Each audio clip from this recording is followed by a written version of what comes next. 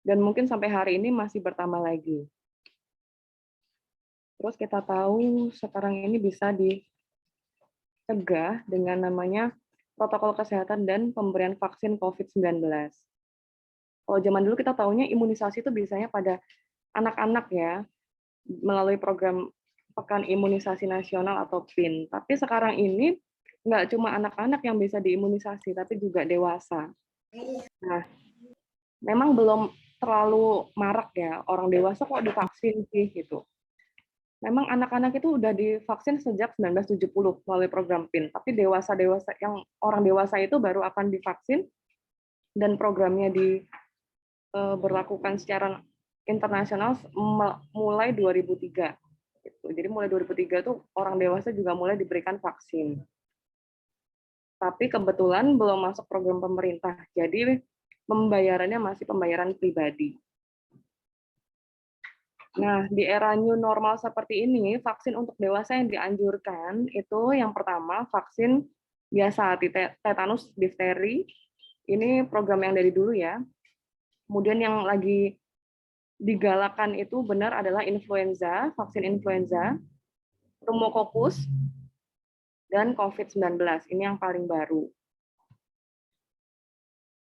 Tujuannya apa sih harus dikasih vaksin? Yang pertama, kalau kita dikasih vaksin itu pasti akan menurunkan angka kesakitan dan kematian akibat COVID-19. Yang kita tahu angka kesakitan di Indonesia cukup tinggi dan angka kematiannya juga cukup tinggi dibanding negara-negara lain.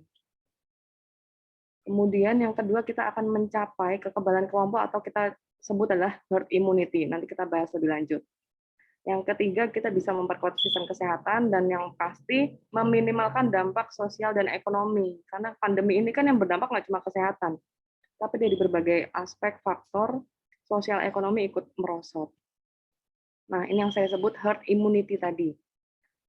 Jadi ini, kalau memang seseorang ini nggak divaksin, bentuknya akan kayak gini. Ini yang merah adalah orang yang sakit ya, ini orang yang infeksius, penderita COVID-19. Ini berada di komunitas. Ini yang punya antibodi misalnya cuma satu orang. Kalau yang punya satu orang dalam komunitas itu, otomatis yang sakit ini akan menularkan ke banyak orang. Hanya beberapa aja yang imunnya kebetulan kuat, dia nggak akan sakit, terbebas dari COVID-19. Beda dengan kalau punya antibodi rame-rame nih misalnya. Dalam satu RT aja nih misalnya, satu RT udah divaksin semua nih, kayak gini. Orang yang sakit ini mau nularin ke sini nggak bisa karena dia udah punya antibodi. Kalaupun menularkan mungkin gejalanya hanya ringan aja. Nah, ini orang yang nggak bisa dapat vaksin. Dia tetap akan terlindungi karena orang-orang di sekitarnya sudah divaksin gitu. Jadi kan misalnya di rumah punya bayi, punya anak-anak yang masih remaja, umurnya di bawah 18 tahun, itu kan belum boleh vaksin. Jadi orang tuanya inilah yang punya andil untuk melindungi anak-anak di rumah itu untuk tidak tertular karena dia dalam satu lingkungan yang punya kekebalan yang cukup gitu. Jadi tujuan kita di vaksin ini adalah kita bisa memberikan vaksin sebanyak-banyaknya ke seluruh masyarakat Indonesia yang termasuk kategori layak vaksin supaya dapat melindungi orang-orang yang belum bisa dapat vaksin. Itu namanya herd immunity. Kemudian pentingnya vaksin. Ya, orang itu akan mendapatkan proteksi yang spesifik terhadap si COVID-19. Tadi membentuk kekebalan lagi. Jadi cara vaksin bekerja tuh gini. Ini adalah vaksin yang disuntikan ke dalam tubuh seseorang. Ini adalah kumannya. Ini yang lingkaran-lingkaran kayak planet ini adalah antibodi kita. Pertama si antibodi itu belum kenal siapa-siapa. Terus dia kalau si virusnya masuk, dia akan menganggap, ada musuh nih, ada zat asing, namanya COVID-19, bentuknya kayak gini. Diingat-ingat ya. Kemudian dia akan menyebarkan informasi itu ke seluruh sel-sel antibodi dalam tubuh. Ada virus kayak gini nih, ayo kita bikin tentara. Itulah tujuannya. Dia membentuk tentara-tentara yang sangat banyak, dan itu dia punya namanya sel memori. Kenapa sel memori? Karena dia akan terekam terus. Oh, bentuknya kayak gini namanya COVID-19. Itu nggak akan ketukar sama COVID yang dengan virus-virus yang lain. Kemudian dia udah punya kekebalan nih dengan sel memori tadi. ketika suatu saat ada si virusnya beneran masuk ke dalam tubuh seseorang, dia udah siap, dia udah punya tentara yang tadi ada sel memorinya, dia, oh iya ada si COVID ini, dulu aku udah pernah ketemu nih, yuk kita keluarin tentaranya, udah keluar semua tuh tentaranya. Jadi tetap akan kalah dengan, kalau antibodinya bagus ya, dia nggak akan sampai sakit. Tapi kalaupun sampai sakit, mungkin gejalanya hanya ringan atau sedang, nggak sampai gejala berat. Dan itu menurunkan angka kematian. Itu yang kita capai setelah vaksin ini didapatkan. Nah, tapi banyak banget faktor yang mempengaruhi keefektifan vaksin ini.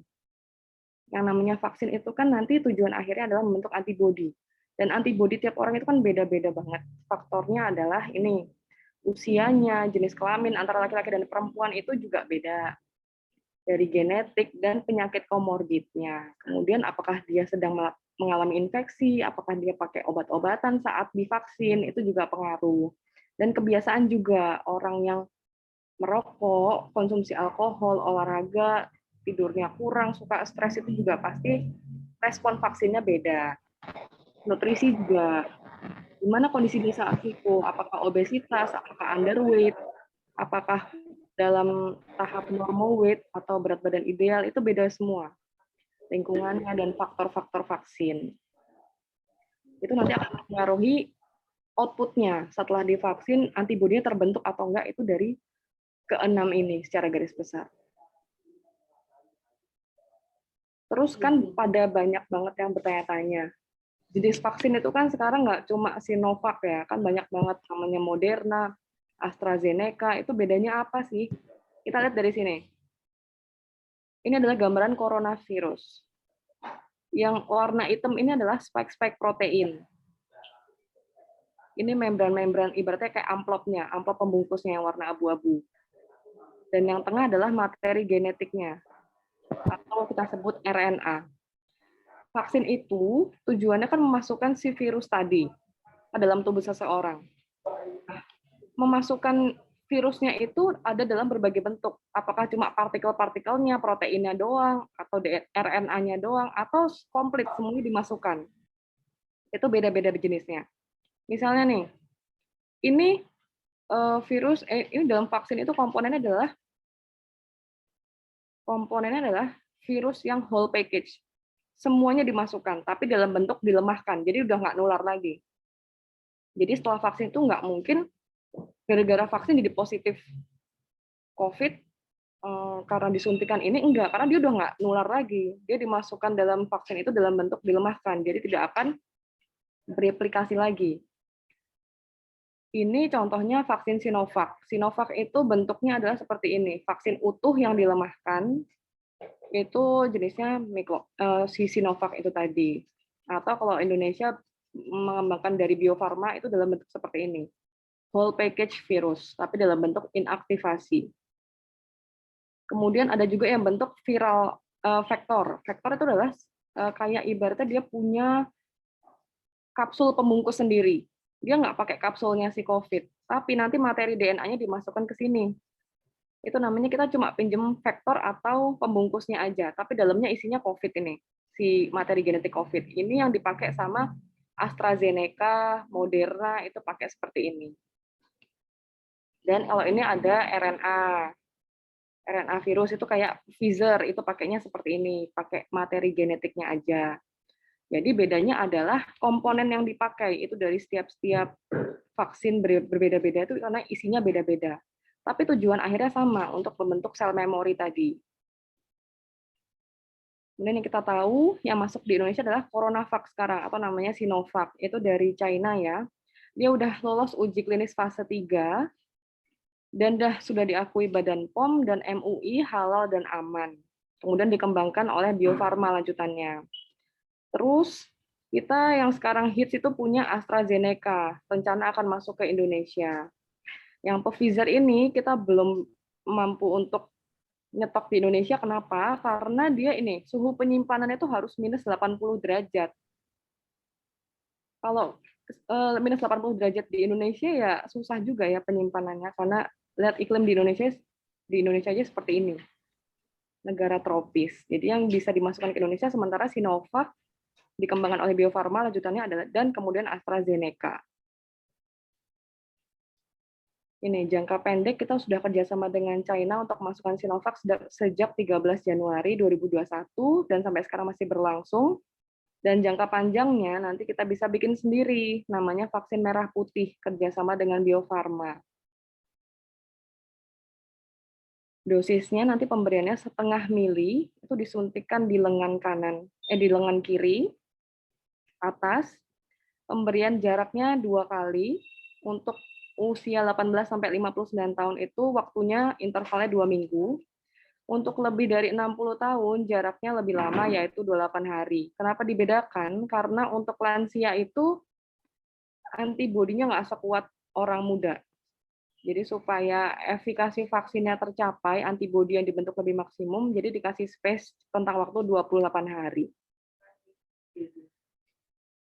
Ini vaksin kemarin sudah, yang Sinovac itu sudah di uji klinis sampai fase 3 oleh BPOM, efikasinya lumayan besar, 65,3. Standar dari WHO itu, kalau vaksin berhasil itu kalau efikasi di atas 50%. Jadi ini Sinovac sudah aman juga ya. Dari MUI juga sudah ada sertifikat halal. Jadi nggak perlu ragu lagi dengerin hoax di luar sana kalau Sinovac isinya microchip, kemudian isinya ada kandungan-kandungan yang nggak halal, itu sudah ada sertifikasinya semua. Di mana bisa melakukan imunisasi? Kalau untuk saat ini kita masih memacu ke layanan pemerintah, yaitu di puskesmas, pos-pos imunisasi, dan rumah sakit yang ditunjuk oleh Kementerian Kesehatan. Kemudian ada beberapa klinik dan rumah sakit swasta itu juga sudah ditunjuk oleh pemerintah. Nanti yang selanjutnya kita kembangkan adalah vaksin gotong royong. Itu layanan perusahaan. Nanti kita jelaskan di akhir. Nah, target kita di Indonesia itu kebutuhan vaksin 181,5 juta jiwa. Banyak banget ya. Nah, itu dibagi menjadi beberapa kloter. Kloter pertama yang jelas adalah petugas kesehatan. Itu sudah selesai kurang lebih Februari, Maret, April kemarin sudah selesai dilakukan. Itu sudah mencapai 1,3 juta orang. Kemudian yang kedua ini sedang berlangsung adalah petugas publik. Termasuk besok Bapak Ibu dari LPMP akan divaksin itu di kloter kedua ini. Kemudian juga lansia yang diprioritaskan, itu kurang lebih targetnya akan selesai April 2021. Setelah itu lanjut untuk ke masyarakat umum, masyarakat rentan dan masyarakat lain, itu targetnya selesai di Maret 2022. Apabila lancar, semoga bisa lebih cepat lagi. Nah, karena kita targetnya banyak banget, kita harapkan 181 ini akan dapat semua. Makanya penelitian dari ahli-ahli itu akan keluar terus. Dulu kan rekomendasinya banyak banget larangannya. Untuk sakit A, B, C, D itu nggak boleh ikut vaksin. Tapi sekarang penelitiannya diperbarui udah sampai hampir 5 kali. Dan sekarang itu kontraindikasi vaksin sangat minimal. Nanti kita jelaskan di akhir. Tapi ya perlu hati-hati juga karena COVID-19 ini kan namanya vaksin baru, jadi perlu kehati-hatian untuk menentukan apakah ini layak vaksin atau tidak. Besok kalau Bapak Ibu nanti vaksin, alurnya seperti ini. Pertama, Bapak Ibu datang ke meja 1A untuk melakukan pendaftaran. Biasanya sudah menunjukkan KTP atau biasanya ada tiket vaksin. Kalau lolos langsung ke meja 2. Tapi kalau ternyata bermasalah di pendaftaran ini, ke meja 1B dulu untuk registrasi ulang. Kemudian setelah lolos ke meja screening. Di sinilah Bapak Ibu akan diberikan pertanyaan, terutama pada vaksin pertama, tentang riwayat kesehatan, penyakit komorbid, dan ini harus disampaikan sejujur-jujurnya untuk kesehatan dan keselamatan Bapak Ibu sendiri. Jadi nggak usah ditutup-tutupin, cerita aja apa adanya riwayat sakit Bapak Ibu ke petugas kesehatan karena ini penting untuk nanti menilai efek samping dari vaksin. Itu disampaikan di meja 2. Setelah lolos dari meja 2, nanti di sini juga ukur tekanan darah juga, suhu. Setelah lolos nanti akan masuk ke meja 3 atau vaksinasi, di sini akan diberikan suntikan. Kemudian nanti setelah melakukan suntikan, ditunggu sekitar 30 menit untuk menilai ada efek samping enggak. Kalau aman nanti boleh pulang. Tapi kalau ada efek samping, ada petugas yang siaga untuk melakukan perawatan kepada Bapak Ibu. Nah, bentuknya vaksin nanti seperti ini. Ini kemarin yang saya dapat itu vaksin CoronaVac. Tutupnya warna oranye seperti ini. Ini pertama kali yang datang dari Cina langsung itu. Ini sebenarnya masa simpannya adalah 3 tahun sejak diproduksi. Waktu itu diproduksi September sampai November 2020. Banyak banget hoax yang beredar kalau yang dikasih adalah vaksin kadaluarsa. Sebenarnya enggak.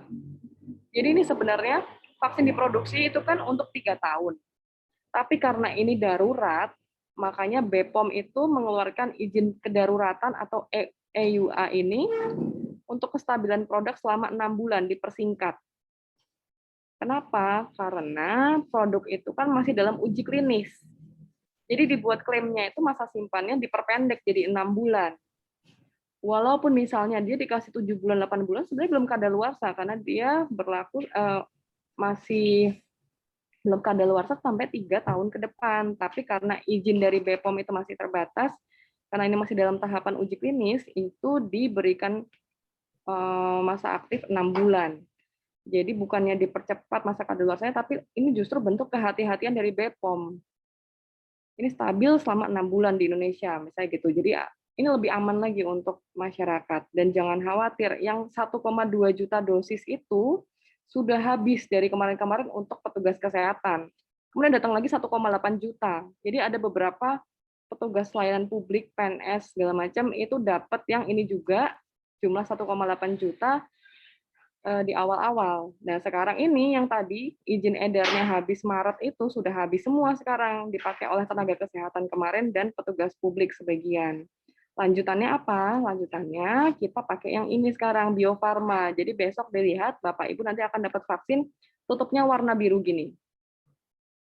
Satu botol ini bisa untuk menyuntikkan 10 orang. Jadi nanti akan dosis terbagi. Ini sudah diproduksi oleh Bio Farma, warnanya biru. Ini indikasi dan kontraindikasi untuk vaksin. Yang nggak boleh vaksin, yang jelas-jelas tidak boleh apabila dia ada riwayat alergi terhadap komponen vaksin COVID. Gimana caranya kita tahu kita punya alergi atau enggak? Biasanya ini orang yang sudah pernah vaksin pertama kali. Ternyata muncul reaksi alergi berat. Nah, otomatis yang kedua nggak boleh dikasihkan. Gitu. Yang kedua, orang yang sedang mengalami infeksi akut. Lagi demam, lagi batuk pilek, itu jelas tidak boleh vaksin dulu. Tapi nanti setelah kondisinya membaik, teratasi, ya mungkin bisa ikut vaksin, tergantung sakitnya apa. Yang ketiga, nggak boleh adalah imunodefisiensi primer. Nanti besok, formulir screeningnya kurang lebih seperti ini. Kita lihat suhu dan tekanan darah. Tekanan darah itu sekarang maksimal 180/110. Ini batas aman. Di luar ini ya nanti ditunda dulu sampai tekanan darah bisa turun. Kadang-kadang tekanan darah ini naik bukan karena dia sakit hipertensi, tapi karena grogi, karena sepaneng mau divaksin. Jadi kadang-kadang naik. Nah, biasa dikasih waktu istirahat 5-10 menit, kemudian ditensi ulang. Kemudian nanti ada daftar-daftar pertanyaan lagi kena COVID atau enggak, sudah pernah COVID atau enggak, kurang lebih seperti itu. Terus untuk ibu hamil sampai saat ini belum ada penelitian yang menunjukkan bahwa itu aman. Jadi masih ditunda dulu pemberiannya sampai nanti melahirkan. Sedangkan untuk ibu menyusui masih boleh divaksinasi, jadi aman. Kemudian nanti akan ada daftar pertanyaan seperti ini. Misalnya orang TBC nih, TBC itu kalau sudah melakukan pengobatan 2 minggu sudah boleh dilakukan vaksin. Pasien dengan penyakit kanker atau riwayat tumor segala macam itu juga sekarang sudah boleh atas rekomendasi dokter yang merawat. Jadi kalau ada keluhan kanker, tumor segala macam dikonsultasikan ke dokter spesialis yang merawat, ada surat rekomendasi aman, silakan vaksin. Misalnya ada orang dengan gangguan jantung misalnya, dia minum obat-obatan jantung itu terbukti tidak menurunkan efektivitas vaksin. Jadi orang riwayat jantung pengobatan pakai aspilet misalnya segala macam itu boleh dilakukan vaksin. Autoimun sekarang, kemarin waktu itu autoimun tuh belum boleh, tapi melalui penelitian lebih lanjut autoimun sekarang sudah boleh divaksin dengan catatan dapat rekomendasi dari dokter yang merawat. Epilepsi juga sudah boleh apabila terkontrol. Kemudian yang paling banyak ditanyakan adalah diabetes mellitus atau kencing manis. Itu boleh nggak? Boleh. Sekarang boleh dilakukan vaksin asal pengobatannya sudah rutin. Tuh misalnya, sudah pengobatan rutin. HIV, orang dengan HIV juga sekarang sudah boleh apabila dia memang minum obat antivirus teratur. Kemudian apabila dia berbarengan dengan vaksin lain, kalau bisa jaraknya dikasih waktu 1 bulan dulu.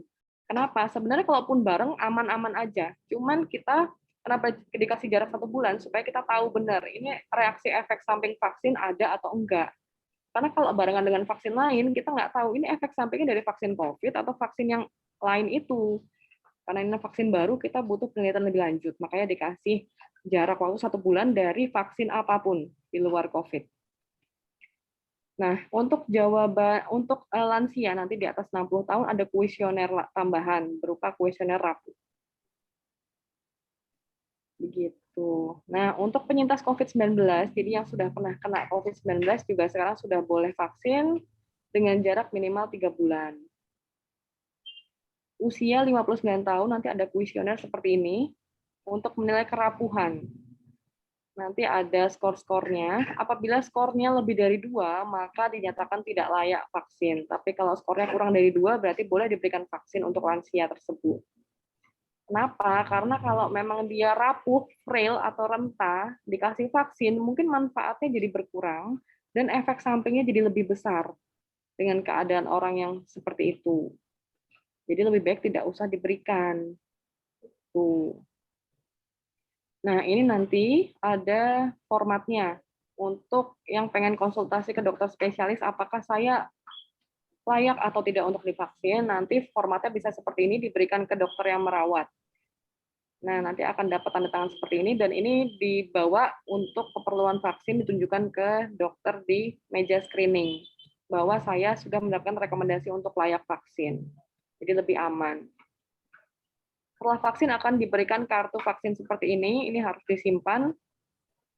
Bentuknya seperti ini, bagian depan, ini bagian belakang. Nanti ada 2 dosis ya yang disuntikan. Nah, setelah imunisasi, kapan kita mendapatkan perlindungan atau protektif atau antibodinya sudah terbentuk. Jadi untuk imunisasi COVID-19 ini antibodinya terbentuknya setelah suntikan kedua. Jadi untuk Sinovac ini 14 hari setelah suntikan kedua, bukan suntikan pertama. Jadi 14 hari setelah vaksinnya selesai, vaksin kedua selesai, boleh dicek antibodi. Itu perlindungannya sudah adekuat. Jadi kalau cuma 1 kali suntik, itu antibodinya belum terbentuk. Makanya butuh booster 1 kali lagi supaya antibodinya terbentuk. Itu bisa dicek melalui antibodi kuantitatif, di lab kita sudah tersedia. Nanti bisa dicek 14 hari pos vaksin kedua. Untuk menilai kadar imunnya sudah terbentuk atau belum, adekuat atau enggak. Terus kita kan dengar berita ya, banyak varian COVID-19 itu yang bermutasi. Garis besarnya ada 2 sekarang yang bermutasi. Ada B117, sudah pernah dengar ya. B117 itu yang awalnya adalah dari Inggris, United Kingdom. Itu sudah masuk kemarin ke Bogor. Nah, kemudian ada satu lagi jenis B1351 itu dari Afrika. Sampai sekarang alhamdulillah belum masuk ke Indonesia. Jadi yang sudah masuk adalah B117. Pertanyaannya adalah apakah kita bisa mendeteksi tadi mutasi tersebut? Bisa. Kita bisa melakukan deteksi mutasi tersebut. Kita kan punya alat namanya PCR, itu untuk mendeteksi positif negatif aja. Tapi setelah itu akan dilakukan genome sequencing atau memeriksa DNA-nya satu persatu. Kalau ada mutasi pasti ketahuan di situ. Kemudian pertanyaan adalah apakah mutasi tersebut lebih menular? Enggak. Jadi sama aja sama COVID-19 yang jenis pertama itu sama aja, walaupun dia sudah bermutasi penularannya tetap sama lewat droplet segala macam. Jadi tidak ada penelitian menunjukkan ini lebih infeksius, ini enggak terlalu bahaya, ini cuma gejala ringan, berat itu enggak. Jadi sama aja. Tergantung antibodi seseorang itu. Kemarin B117 di Bogor itu penderitanya adalah OTG. Tapi yang B117 di luar negeri itu ada juga yang gejalanya sedang berat. Jadi ini enggak menentukan apapun mutasi ini. Dan apakah efektif dicegah oleh vaksin? Jelas jawabannya adalah masih efektif. Jadi kalaupun sudah ada mutasi di luar sana, tetaplah dapatkan vaksin itu sesegera mungkin. Kalau dapat kesempatan dari kantor, digunakan sebaik-baiknya. Jangan di-skip, karena banyak banget orang yang pengen vaksin di luar sana. Kemudian, vaksin ini tidak bisa menggantikan peran 3M. Tetap cuci tangan, jaga jarak, dan pakai masker. Walaupun sudah pernah vaksin, nggak menutup kemungkinan tetap kena di masa yang akan datang. Walaupun kena, tapi tadi, tidak sampai gejala berat, tidak sampai mengalami kematian. Mungkin gejalanya cuma ringan atau sedang. Syukur-syukur nggak kena sama sekali. Kemudian yang kita bahas di depan adalah vaksin gotong royong. Vaksin gotong royong ini program dari pemerintah nantinya. Jadi kan kita sasarannya tadi 181 juta orang di Indonesia. Kita kan nggak mungkin menggantungkan vaksin ini hanya kepada pemerintah. Kita tahu petugas puskesmas sangat terbatas, petugas RSUD juga terbatas. Jadi kita mau mengajak seluruh lapisan masyarakat untuk berperan dalam vaksin ini, supaya tadi 181 juta itu nggak usah nunggu Maret 2022, udah kelar. Gimana caranya? Jadi kita mengajak dari Kementerian Kesehatan itu mengajak perusahaan-perusahaan itu bekerja sama dengan pihak Bio Farma, membelikan sendiri vaksinnya untuk karyawannya atau keluarga karyawannya. Jadi nanti yang membeli adalah pihak perusahaan itu kepada pihak produsen vaksin, dalam hal ini Bio Farma. Nah, nanti tinggal perusahaan itu bekerja sama dengan klinik-klinik swasta setempat untuk memberikan vaksin itu tadi. Jadi dari mereka untuk mereka sendiri. Dan ini tidak, tenang aja, tidak mengganggu stok vaksin untuk pemerintah yang gratis itu dan tidak dibeda-bedakan. Jadi ini dalam rangka tujuannya untuk mempercepat aja supaya tadi lebih cepat tercapai sasaran 181 juta itu. Dan kisaran harganya itu belum ditentukan. Belum ditentukan oleh pemerintah itu harganya berapa, belum. Dan untuk daftar seperti ini bisa melalui Kadin. Jadi perusahaan atau pihak UMKM bisa lapor ke Kadin untuk mendaftarkan perusahaannya mendapatkan vaksin gotong royong ini. Gitu. Kalaupun nggak mau ikut, misalnya mau nunggu vaksin pemerintah yang gratis, ya nggak apa-apa juga. Cuman kan kita nggak tahu dapatnya kapan. Seperti itu. Kurang lebih seperti itu penjelasan tentang vaksin COVID-19 dari saya. Untuk tanya jawab bisa langsung apabila ada yang belum jelas, bisa ditanyakan. Terima kasih Dr. Masayu atas penjelasannya luar biasa. Baik, kami buka sesi tanya jawab pada Bapak Ibu yang ingin bertanya. Monggo mumpung ada pakarnya langsung dari Dr. Masayu bisa langsung ditanyakan. Monggo bisa raise hand. Oh, nggih, monggo Pak Tartib. Terima kasih Monggo, Dr. Ayu telah membuka pertanyaan. Kami mohon informasi terkait misalnya saja sebelum divaksin kita minum vitamin C atau imbos atau obat yang lain, bolehkah seperti untuk mendukung tentang badan kita supaya tetap sehat? Kemudian jika ada obat-obat penyerta lainnya, misalkan ada obat yang tekanan darah tinggi, dikonsumsi tiap hari, apakah boleh itu juga dilaksanakan vaksin? Seperti itu dulu dokter, terima kasih. Baik, terima kasih Pak pertanyaannya.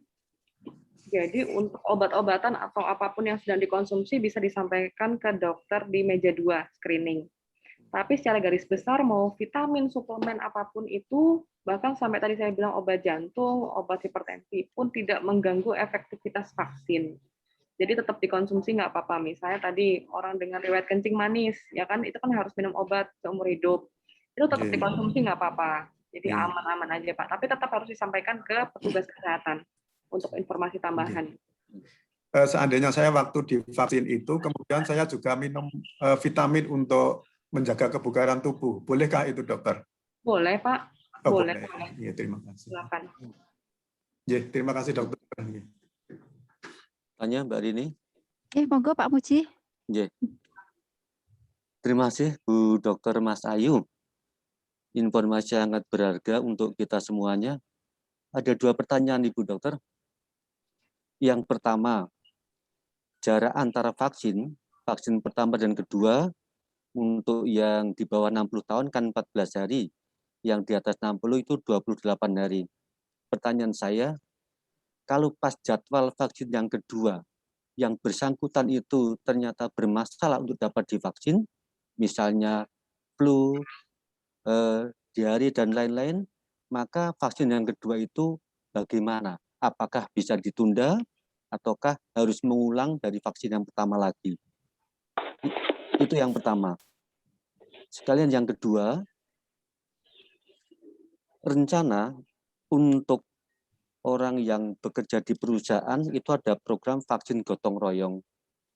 Bagaimana nasib masyarakat yang bukan ASN, bukan bekerja di perusahaan, itu ke depan bagaimana, Bu? Padahal jumlahnya cukup banyak. Terima kasih, Dokter.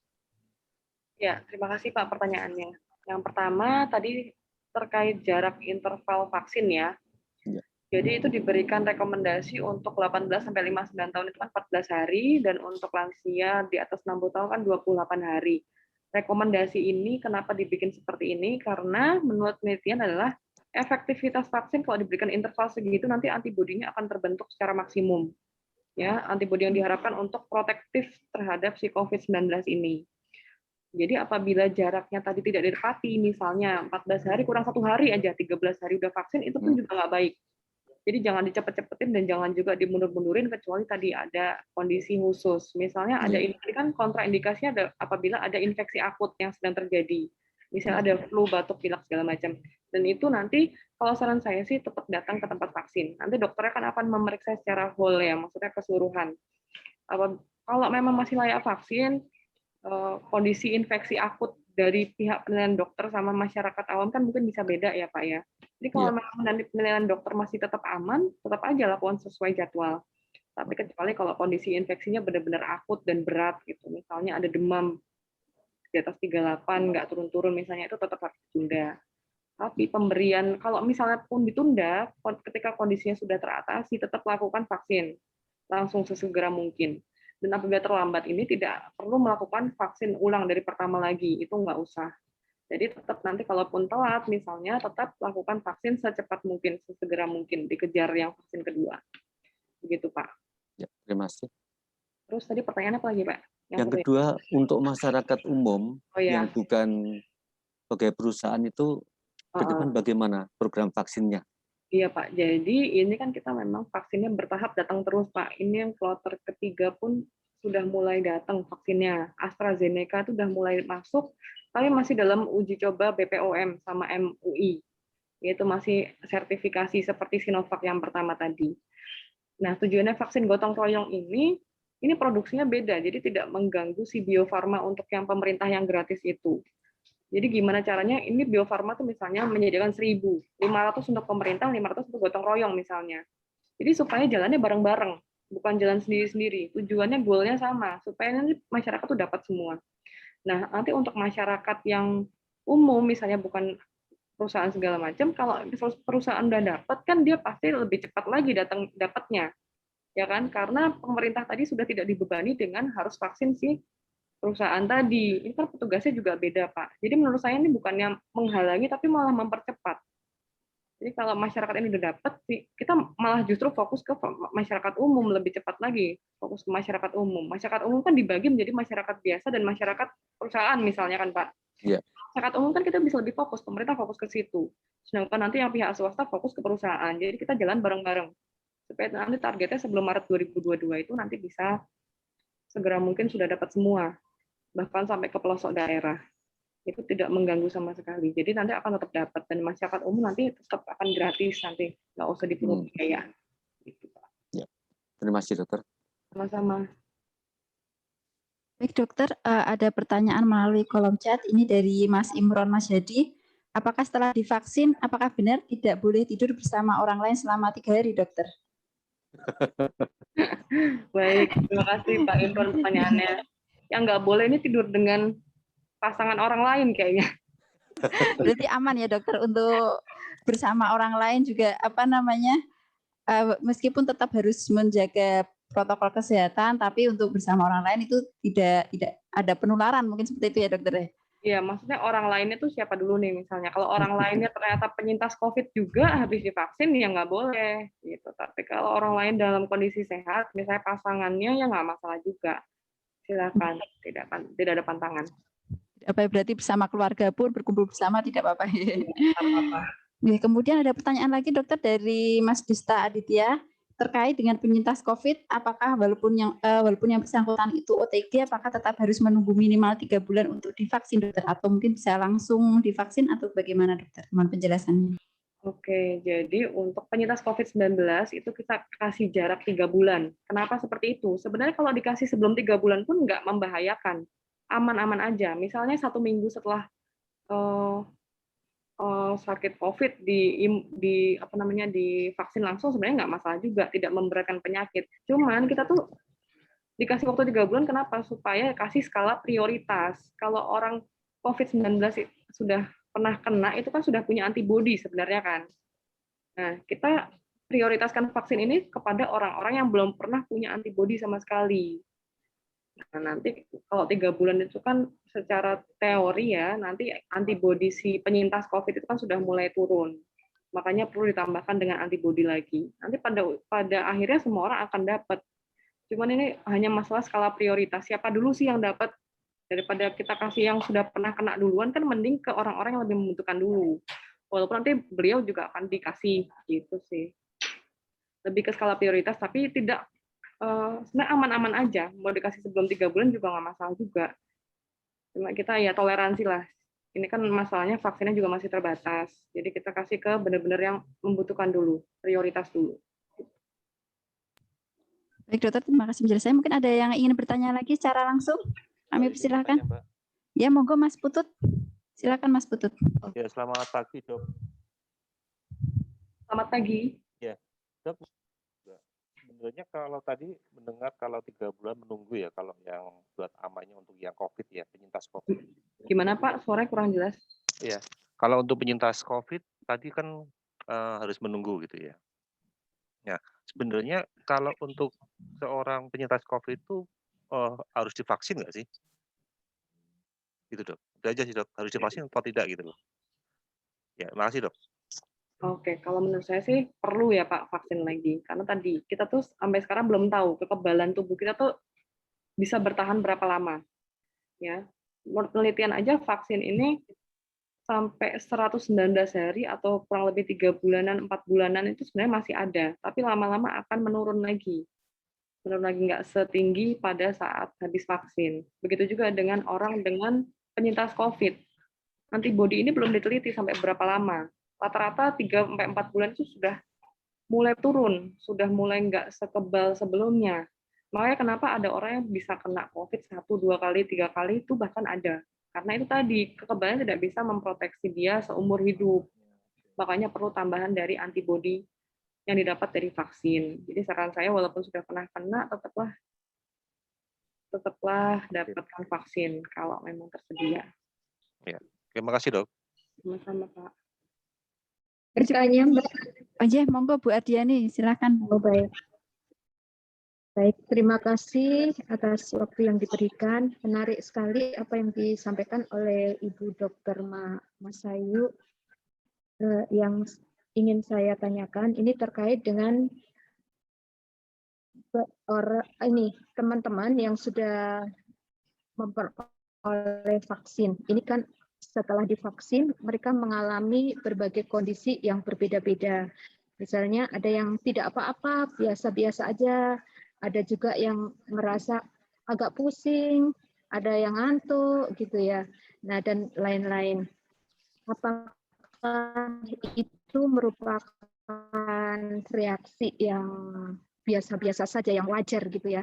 Dan mengapa itu bisa terjadi dan bila mana kita perlu mendapatkan pertolongan medis ya, bila mana kalau dari vaksin itu mungkin ada dampak yang kemungkinan kan memang bisa terjadi gitu. Seperti itu pertanyaannya. Terima kasih. Ya, baik. Terima kasih Ibu pertanyaannya. Jadi yang namanya vaksin itu kan memasukkan zat asing ke dalam tubuh kita. Pasti tubuh kita merespon, dan respon tubuh kita itu beda-beda dari satu orang ke orang lain. kita memusuhi si zat asing itu cara melawannya beda-beda. Ada yang dengan reaksi ringan, bahkan ada yang reaksi berat. Yang tadi saya bilang kan ada alergi berat terhadap vaksin, itu ada juga terhadap vaksin AstraZeneca waktu itu. Jadi reaksi berat itu kalau misalnya sudah mulai ada penurunan kesadaran, tekanan darah sudah mulai drop, nafasnya sesek, tanda-tanda kegawatan, nah itu namanya alergi berat. Dan itu langsung ke itu namanya efek samping berat ya dari vaksin. Tapi itu jarang terjadi. Di Sinovac itu alhamdulillah sampai saat ini belum ada yang efek sampingnya berat. Jadi rata-rata efek sampingnya itu ringan. Jadi ada reaksi lokal namanya, jadi biasanya nyeri daerah suntikan, kemudian demam ringan, ada rasa kelelahan, ngantuk, itu wajar banget. Ada demam, greges, kalau orang Jawa bilang greges ya, itu nggak apa-apa, wajar banget. Biasanya akan membaik dalam beberapa hari. Itu adalah respon tubuh kita untuk memerangi si virus tersebut. Nah, nanti kalau memang gejalanya sudah membaik, itu artinya tubuh kita tuh menang melawan si virus itu, sudah terbentuk antibodi. Gitu, Bu. Jadi kalau memang reaksinya hanya ringan-ringan aja, bisa disampaikan ke petugas, nanti kan dalam kartu vaksin nanti ada disampaikan. Apabila ada keluhan, bisa hubungi ke petugas kesehatan, bla bla bla. Itu disampaikan aja. Kalau memang masih bisa ditoleransi, ya nggak masalah. Tapi kalau memang reaksinya dirasa berat, bisa dihubungi ke hotline tersebut. Itu untuk melaporkan efek samping dari vaksin. Namanya vaksin baru kan kita butuh berbagai macam ibaratnya testimoni ya dari semua pasien. Jadi kalau bisa ada keluhan yang mengganggu bisa disampaikan aja supaya itu bisa jadi data kita juga. Tapi selama ini yang timbul adalah reaksi sampingnya tuh ringan-ringan aja sih Bu. Jadi nggak masalah. Kalau reaksi seperti itu aja ya wajar-wajar aja. Nanti akan membaik dalam beberapa hari. Begitu Bu. Ya, terima kasih. Terima kasih dokter. Ini di kolom chat juga ada pertanyaan dari Bu Hindang, tapi sebenarnya sudah dijawab oleh dokter tadi setelah divaksin kekebalan tubuh sampai berapa lama. Itu sebenarnya tadi sudah dijawab ya dokter.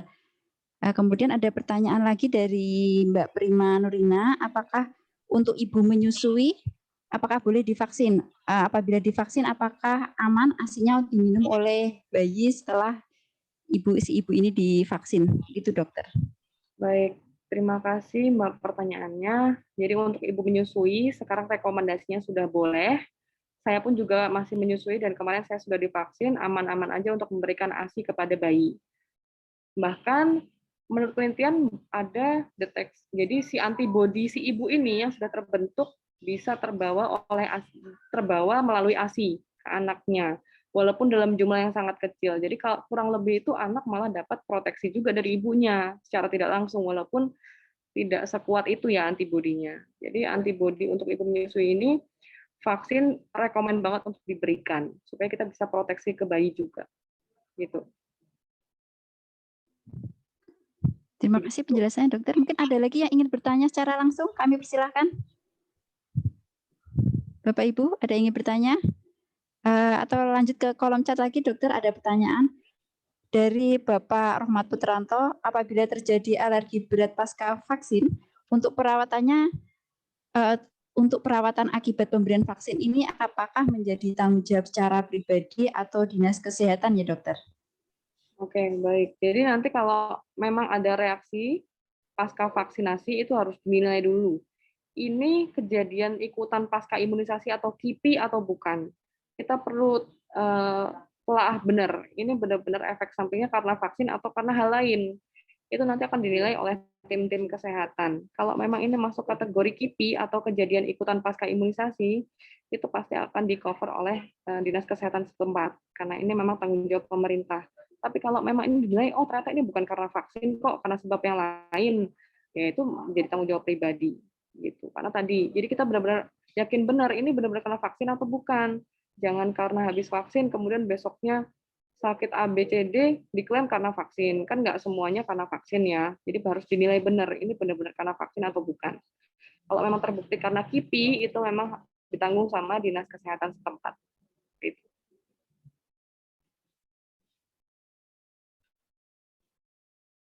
Baik, terima kasih dokter. Ada lagi yang ingin bertanya? Monggo kami persilahkan. Untuk jarumnya vaksin itu kok sampai ke dalam banget ya, Dok? Nanti kalau awaknya badannya kurus nanti bisa kena tulang. Katanya kemarin ada yang kena tulangnya sakit sekali katanya, Dok. Oh iya, Pak. Ini saya carikan gambarnya nih. Jadi biar nggak bingung ya. Bentar. Saya lihatkan gambarnya dulu.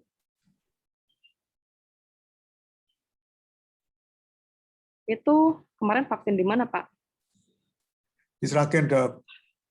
Di Sragen. Ini saya tunjukkan cara penyuntikannya ya.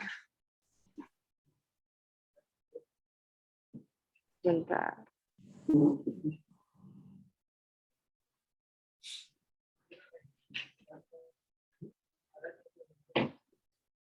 Jadi yang namanya vaksin COVID itu ditusuknya intramuskuler atau ke dalam otot. Jadi memang kedalamannya harus cukup dalam sampai mencapai otot. Sedangkan kalau orang kurus itu kan jelas lemaknya tipis Nggih. sampai mencapai ke otot. Jadi mungkin rasanya sampai ke dalam, tapi nggak mungkin kalau sampai ke tulang.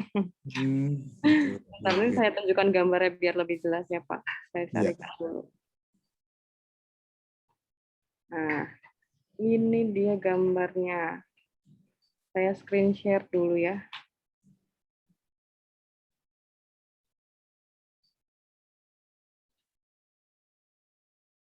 Ini, sudah jelas belum?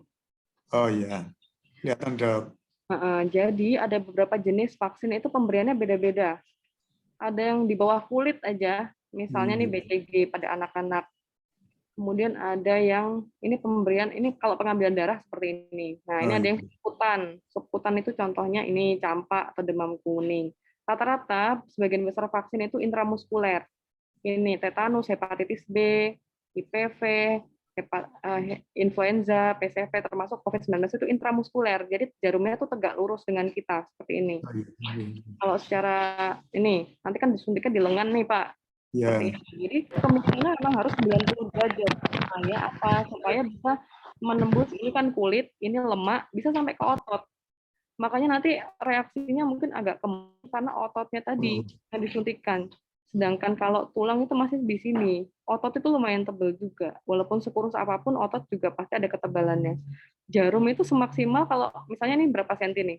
Semaksimal mungkin itu cuma nembus sampai sini, nggak mungkin sampai ke tulang. Ngeri. Panjang-panjangnya pun nggak akan nyampe ke tulang karena tetap kepanjangan maksimal si suntikan SPET ini sama aja pada semua orang. Oh iya. Begitu. Jadi aman ya Pak. Oh iya. Karena teman saya itu Mbak Endang tuh badannya gemuk sekali, jadi aman Mbak Endang. Mudah-mudahan yang takut suntik tidak semakin takut ini dokter. Itu jarum bayi yang dipakai nggak ada rasanya. Sebenarnya nggak ada rasanya ya. Jarum bayi ya dokter, kecil gitu ya. Kecil banget tuh jarum yang biasa dipakai oleh bayi. Jadi kadang-kadang orang yang gemuk pun nggak merasakan apa-apa malah. Oh, sepertinya cuma seperti digigit semut seperti itu aja. Bapak Ibu ada ingin bertanya lagi? Ini tanya Mbak. Iya Mas Dedi, monggo Mas Dedi. Ini saya juga jadi takut ini. Ada yang diminum enggak vaksin dok? Ada pertanyaan ini, saya anggota keluarganya kan cukup banyak. Sedangkan misalnya divaksin berarti baru 1 orang gitu, ada tersisa 4 orang di rumah. Nah, masih memungkinkan untuk kalau mandiri itu mungkin enggak? Terus mungkin informasi biayanya dan lain-lain sebagainya dok. Begitu. Ya, Terima kasih. untuk vaksin saat ini hanya mengikuti program pemerintah dan itu gratis, tidak dipungut biaya sama sekali. Jadi untuk mandiri saat ini belum bisa, mau beli dimanapun, mau bayar berapapun juga belum dapat Pak, karena memang kita pemerintah punya skala prioritas masing-masing, siapa yang harus dapat duluan. Sekarang kan lansia sama petugas publik ya kan, karena petugas publik akan melayani banyak orang. Kemudian setelah itu semua tercapai, pasti masyarakat akan dapat dengan sendirinya, tinggal sabar aja. Sembari sabar kan tetap terapkan protokol kesehatan dengan ketat. Jadi sampai saat nanti dapat vaksin, ya insya Allah jangan kena COVID duluan. Tuh, tapi semuanya akan dapat pada waktunya. Jadi tinggal tunggu waktu aja, Pak. Kita harapkan ya secepatnya, nggak lama setelah ini. Begitu, Pak. Oke, makasih. Bapak Ibu ada yang ingin bertanya lagi? Atau lanjut di pertanyaan kolom chat dari Bapak Ustadz Zainal ini. Kebetulan kan ini mau puasa ya dokter. Apakah nanti ketika puasa ternyata dapat jadwal vaksin, apakah itu diperbolehkan? Mengingat mungkin sebagian orang takut apakah vaksin ini membatalkan puasa atau mungkin nanti jangan-jangan setelah divaksin jadi lemes, jadi lapar, ingin makan, mungkin seperti itu dokter. Mohon penjelasannya. Iya, sebenarnya kalau puasa nanti aman-aman aja untuk divaksin secara medis ya. Tapi jangan lupa sahur dulu biar kuat. Ya, sahur, minum yang cukup, istirahat yang cukup, semuanya sebelum vaksin itu diharapkan misalnya sarapan dulu, istirahat yang cukup malam sebelumnya, air minum yang cukup supaya nanti pas divaksin itu dalam kondisi yang prima, fresh. Nah, terus untuk membatalkan puasa atau tidak, sebenarnya tidak sama sekali karena tadi kita tahu itu disuntikan ke intramuskuler atau otot dan itu tidak menyambung sama sekali dengan saluran pencernaan kita. Tidak melalui peredaran darah juga. Jadi itu aman dan tidak membatalkan puasa. Silakan lanjut puasa setelah itu. Begitu. Kecuali ada reaksi berat, misalnya yang harus membatalkan puasa, ya itu case lain ya. Tapi kalau reaksinya ringan aja, saya rasa nggak akan membatalkan puasa juga. Kalau imannya kuat ya. Baik dokter, terima kasih penjelasannya. Mungkin ada lagi yang ingin bertanya Bapak Ibu? Masih kami buka untuk sesi tanya jawab. Ada yang ingin bertanya? Mungkin saya ingin bertanya dokter. Dokter kan sudah melakukan vaksin terhadap banyak orang ya dokter. Dari beberapa laporan kasus, seperti apa gejala terberat yang dialami oleh seseorang yang telah divaksin dokter? Terima kasih. Ya, terima kasih Mbak pertanyaannya. Untuk Sinovac ini cenderung aman. Ya, cenderung aman dan reaksinya tadi yang di seluruh dunia itu dilaporkan hanya reaksi ringan sampai sedang aja. Paling berat yang sedang itu saya bilang adalah demam aja. Demam, kemudian ada beberapa yang sesak nafas, ternyata dia ada komorbid asma juga. Tapi setelah itu asmanya terkontrol membaik sendiri. Jadi nggak sampai yang harus dirawat di ICU, rumah sakit segala macam itu enggak. Biasanya makanya kenapa tadi setelah vaksin itu kan ditunggu 30 menit untuk observasi. Apakah ada gejala yang muncul, terutama yang gejala sedang berat ini. Dan alhamdulillah rata-rata 30 menit itu aman semua. Paling kalau gejala ringan ya tadi aja, hanya nyeri-nyeri bekas suntikan, kemudian demam ringan, hanya berlangsung beberapa hari. Makanya setelah vaksin juga tetap jaga nutrisi, suplemen, jangan di-skip, istirahat yang cukup, supaya tadi setelah dimasukkan kuman itu kita bisa fight si kuman itu dengan antibodi kita sendiri.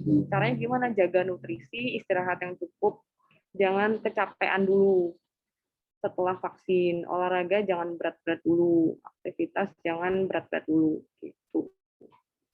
Tapi selama ini tidak ada laporan reaksi berat ya dari vaksin Sinovac ini karena tergolong aman. Bahkan untuk lansia juga kita belum ada laporan kasus berat juga. Insya Allah aman ya dokter. Bapak Ibu, silakan masih dibuka sesi tanya jawab. Barangkali ada yang ingin bertanya. Di chat Mbak Rini. Oh iya. Dari Pak Muji, mengapa untuk anak-anak belum divaksin nih? Apakah ini sudah diperbolehkan? Sebenarnya untuk anak-anak sendiri sudah diperbolehkan atau memang ada batasan umurnya, dokter? Jadi untuk saat ini anak-anak belum boleh vaksin ya. Batasan umur untuk vaksin COVID-19 ini adalah 18 tahun. Jadi 17 tahun lewat 11 bulan pun juga belum boleh. Jadi jangan dimaju-majuin sendiri. 18 tahun itu pakemnya. Kenapa belum boleh? Sebenarnya kita itu kan masih vaksin baru. Jadi penelitiannya masih berlanjut terus.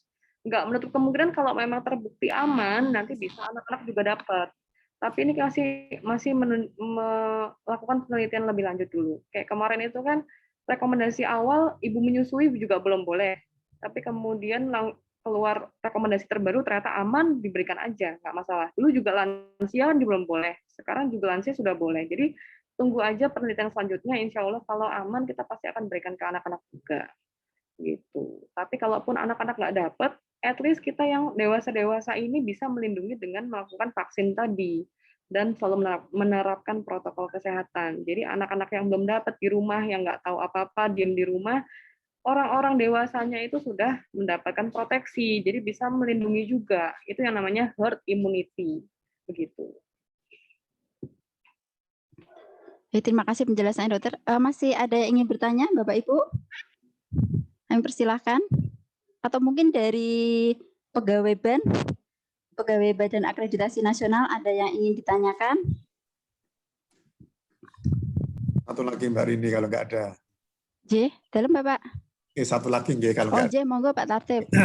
Mau tanya tentang dokter terkait dengan efektivitas vaksin tadi. Ada AstraZeneca, ada Sinovac, kemudian ada Pfizer yang semuanya berbeda-beda pada saat pembuatannya. Dalam segi efektivitas, mana yang paling hebat di antara Sinovac, AstraZeneca maupun Pfizer tadi? Kalau Pfizer tadi tingkat untuk perawatannya terlalu harus dengan suhu yang sangat dingin sekali, tapi kita ada kesulitan. Tapi di antara dua itu yang bagus yang mana kira-kira? Oke, jadi yang kita punya datanya kan sementara terbatas ya. Sinovac dulu nih. Sinovac itu efikasinya memang rendah, 65%. Dibanding AstraZeneca itu bisa mencapai 90%-an. Karena ya macam-macam faktornya ya. Tapi efek samping yang dilaporkan, Sinovac cenderung lebih aman. Sedangkan AstraZeneca yang tadi saya bilang itu, dia punya efek samping berat, itu ada beberapa kasus.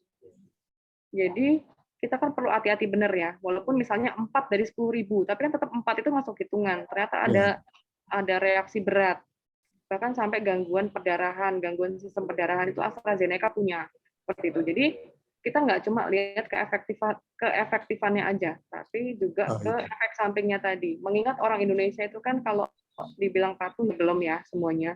Kemudian lifestyle-nya, pola hidupnya, lingkungan segala macam itu nggak seperti negara-negara maju. 4 orang di luar negeri kan nggak sama dengan, mungkin kalau di Indonesia juga lebih dari 4 orang yang terjadi reaksi samping berat ya kan. Tapi itu tadi ada penelitian-penelitian lebih lanjut supaya tadi mana yang layak untuk si AstraZeneca, mungkin kan rekomendasinya beda dengan Sinovac. Itu nanti masih akan diperbarui lagi dari BPOM sama MUI. Nanti kalau rekomendasi sudah keluar nanti kita bisa sharing-sharing lagi. Gitu. Jadi sementara yang Sinovac itu lebih aman, walaupun efikasinya rendah, tapi jauh lebih aman efek sampingnya daripada AstraZeneca. Tapi kemarin sampai yang AstraZeneca itu WHO sampai mengumumkan seperti itu, hampir semuanya tertunda untuk AstraZeneca. Itu sebetulnya pada saat ada yang divaksin dengan AstraZeneca itu terjadi pengentalan darah, itu sebetulnya kasusnya seperti apa kok sampai ini seluruh dunia untuk ditahan dulu, tapi sekarang sudah diizinkan lagi. Ya namanya vaksin itu kalau zaman dulu Pak, mengeluarkan vaksin itu butuh puluhan tahun, 40 tahun itu baru keluar vaksinnya, kayak virus cacar. 40 tahun kemudian baru ketemu vaksinnya. Nah ini si COVID itu kan kita baru ada Desember 2019. Ini baru 2021 awal. Itu kan kita penelitiannya sangat cepat sekali ya. Jadi kalau bisa bilang itu belum matang benar penelitiannya, masih mentah lah. Jadi ini perlu digoreng lagi, digali lagi, mana sih yang baik, yang ternyata yang menimbulkan reaksi simpang itu yang mana? Itu yang kita bisa pelajari terus dari vaksin. Nggak mungkin kita sekali bikin langsung berhasil. Pasti ada kegagalan-kegagalan. Nah, kegagalan ini yang kita perbaiki dulu. Termasuk efek samping tadi perdarahan. Itu ada beberapa orang kena seperti itu. Jadi ternyata dia ada komorbid waktu itu jantung. Kemudian minum obat anti perdarahan. Itu ada efek sampingnya melalui AstraZeneca tadi. Reaksi beratnya ada yang sampai namanya shock anafilaktik. Itu bahkan sampai tensinya drop, sesak nafas, saturasi turun semua. Tapi alhamdulillah maksudnya nggak sampai kematian juga. Itu bisa langsung segera ditangani. Itu tadi. Jadi kita tunggu aja penelitian terbaru, semoga bisa aman untuk semuanya, karena AstraZeneca juga sudah mulai masuk Indonesia. Kalau BPOM pasti akan segera diberikan ke masyarakat, menilai keefektifan dan keamanannya. Jadi kalau nggak aman, nggak mungkin kita kasih ke masyarakat juga. Begitu. Terima kasih dokter. Terima kasih Pak Tatip dan Bu Dokter. Mungkin ada lagi yang ingin bertanya, monggo kami persilahkan. Mungkin saya Mbak Arini kalau nggak ada lagi. Monggo Bapak. Penutup mungkin ya. J. Terima kasih. Makasih Bu Dokter yang telah menyempatkan waktu untuk mensosialisasikan vaksin dan vaksinasi di LPMP Jawa Tengah. Saya PLT Kepala, Bu Dokter. Ini bukan persoalan yang orang lain, tetapi pada diri saya. Saya ingin bagaimana advice dokter, saran dokter yang bisa menguatkan hati saya. Kondisi saya diabetes mellitus sekitar 15 tahun gitu ya. Selama ini terkontrol. Kemudian kalau saya suka melihat hasil lab yang kadangkala di luar permintaan dokter, saya lebih komplit begitu. Saya mempunyai kelainan darah gitu ya. Apakah ini mungkin akibat diabetes yang sudah begitu lama atau bagaimana? Saya kurang tahu, kurang paham. Tetapi yang pasti indikasinya adalah kekentalan darah saya terganggu. Kemudian trombosit saya tinggi gitu ya. Jadi ini barangkali yang data singkat yang bisa saya sampaikan ke Bu Dokter atau Mbak Dokter. Apa sarannya begitu? Apa advice-nya untuk saya pribadi? Terima kasih. Baik Pak. Jadi ini kan cerita singkat aja ya Pak. Saya juga belum melihat hasil lab Bapak seperti apa. Tapi yang jelas untuk diabetes mellitus sendiri itu rekomendasinya Bapak kan sudah rutin berobat ya, sudah bertahun-tahun ya. Betul ya. Ya, jadi untuk diabetes mellitus yang terkontrol namanya, tanpa menyertakan hasil lab HbA1c, gula darah puasa segala macam, itu layak dilakukan vaksin karena kita sudah ini dari WHO sudah melakukan penelitian di vaksin ke beberapa orang dengan diabetes mellitus itu tidak ada reaksi simpang yang bermakna, bahkan nggak ada juga, dan tidak berpengaruh terhadap penyakitnya juga. Nah, tadi sudah terkontrol. Kemudian untuk kelainan-kelainan darah, kalau saran saya bisa, dan itu kan saya nggak lihat langsung ya, jadi saya tidak bisa menyimpulkan. Jadi kalau memang Bapak masih ragu, bisa periksa ke dokter spesialis yang merawat Bapak, nanti akan tadi yang saya sampaikan ada surat di akhir itu kan surat rekomendasi. Kalau dokter yang merawat Bapak menilai kondisi tersebut aman untuk dilakukan vaksin, pasti akan diberikan surat kelayakan. Itu pedoman Bapak untuk melakukan vaksin, karena kondisi tiap orang kan beda-beda komorbidnya, dan itu bisa disampaikan dengan gamblang ke dokter spesialis yang merawat Bapak sebelum melakukan vaksin. Gitu. Kalau gangguan darah, ketentuan darah segala macam yang tadi saya bilang, aspilet pun diminum itu kan untuk gangguan kekebalan darah ya Pak ya, tidak mengurangi efektivitas vaksin juga. Tapi kembali lagi kan ini keraguan pribadi dan saya tidak menilai Bapak secara utuh. Jadi kalau saran saya tetap kembali ke dokter spesialis yang merawat, nanti akan diberikan surat kelayakan vaksin atau tidak. Kalau layak silakan vaksin Pak. Kalau tidak ya nanti bisa ditunda sesuai rekomendasi dokter tersebut. Baik, ya, terima kasih. Sama-sama Pak. Baik, terima kasih Bu Dokter atas penjelasannya. Baik Bapak Ibu, karena waktu sudah menunjukkan pukul 9.40, sementara kita akhiri sesi tanya jawab pada kegiatan sosialisasi ini. Bapak Ibu yang berbahagia, dari paparan Dr. Masayu, insya Allah semakin memantapkan kita untuk mengikuti vaksin COVID-19 ini. Seperti yang kita ketahui bersama bahwa pandemi ini memberikan dampak yang luar biasa terhadap seluruh aspek kehidupan manusia.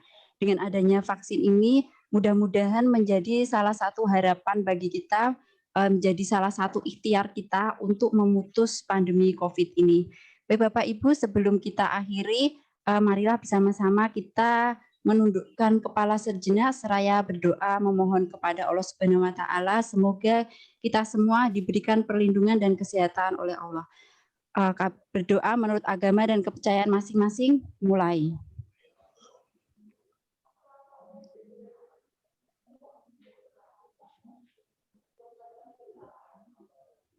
Berdoa selesai.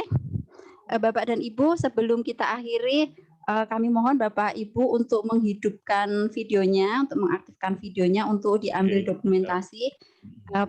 Mas Purnomo, nggih, kami mohon untuk screenshot dokumentasi ya. Ditunggu dulu Bapak Ibu. Silakan diaktifkan videonya. Nih.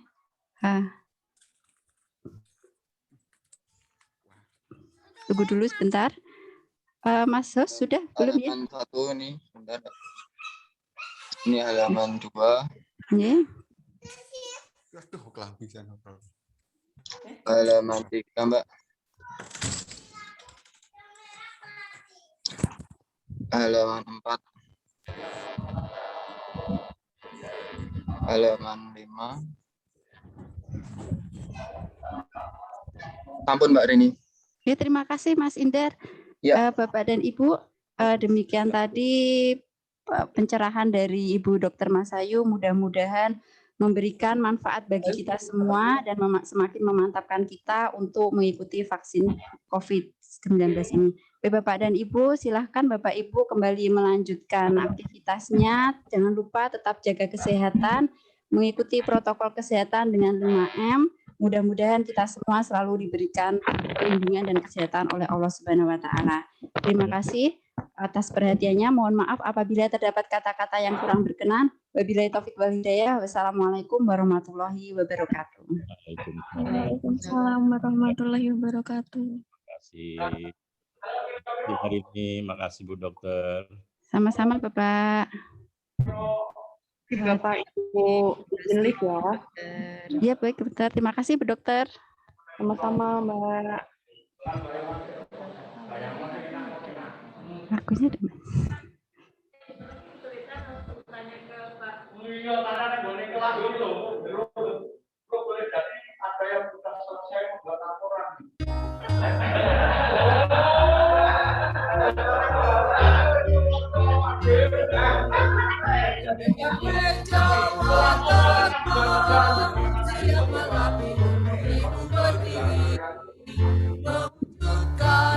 Sekolah sampai standar nasional pendidikan LPMP Jawa Tengah bersatu padu untuk selanjutnya melakukan pendidikan untuk pendidikan generasi yang berkarakter LPMP Jawa Tengah junjung tinggi integritas kreatif inovatif dalam budaya pembelajar meritokrasi aktif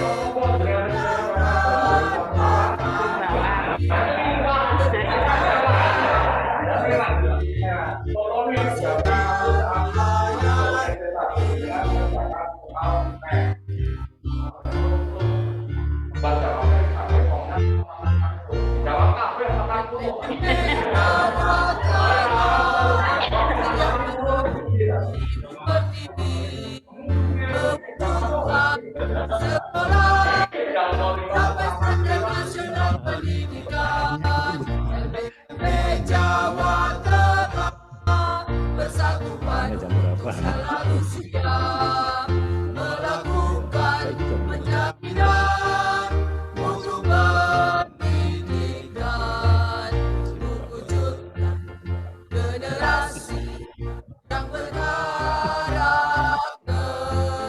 tata nilai LPMP Jawa Tengah junjung tinggi integritas kreatif inovatif inisiatif dan di dalam budaya belajar demokrasi aktif ragam publik berbudaya resik dan melayani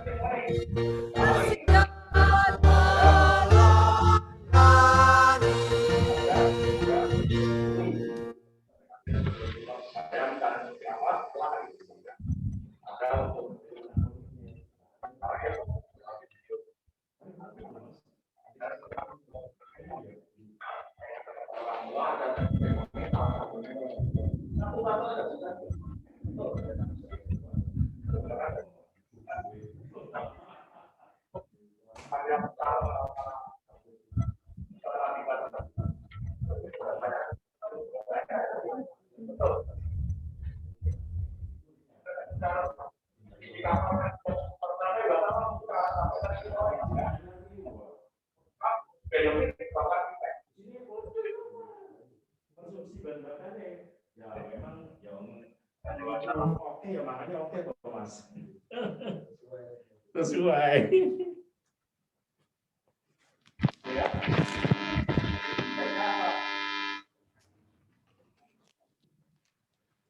Aku bicaranya ada plano, kita pengen ngopi bareng, mungkin buri kalau ini rampung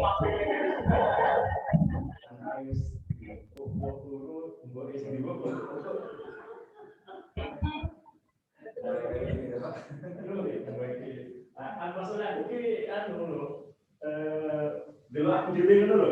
Jadi aku ngerti.